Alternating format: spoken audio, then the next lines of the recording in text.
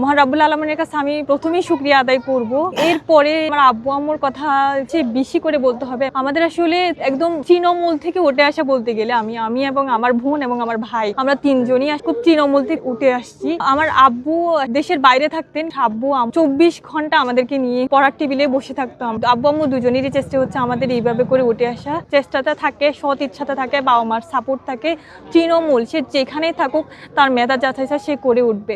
দক্ষিণ আগ্রবাহাট সরকারি প্রাথমিক বিদ্যালয় এবং ওর প্রাইমারি স্কুল এখানে ছিল, আর সে হাই স্কুলটা ছিল ঈদগাহ হাই স্কুল, যেটা আসলে আমরা বলতে গেলে কেউ খুব বেশিভাবে শুনেও নাই।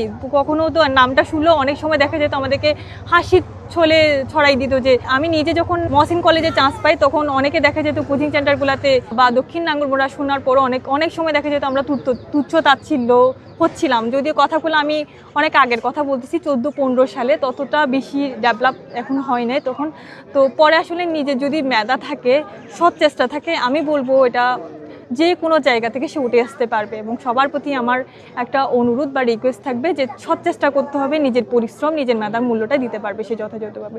নিজের যেখানে থাকুক না কেন, সে কি গ্রামে শহরে যেখানে থাকুক, সে তার নিজের সৎ ইচ্ছা করুক, পরিশ্রম করবে, পরিশ্রমের কোনো বিকল্প নাই। সে যেখানে যাবে পরিশ্রম করবে, পরিশ্রমের কোনো বিকল্প নাই। সময় ঠিকঠাকভাবে মূল্য দিবে এবং সে যেখান থেকে উঠে আসছে, সে তার তৃণমূল যে জায়গাটা থেকে সে উঠে আসবে তাকে যেন সে স্মরণ করে, সে জায়গা থেকে উঠে আসছে ওটা যেন সবসময় সে মনে রাখে।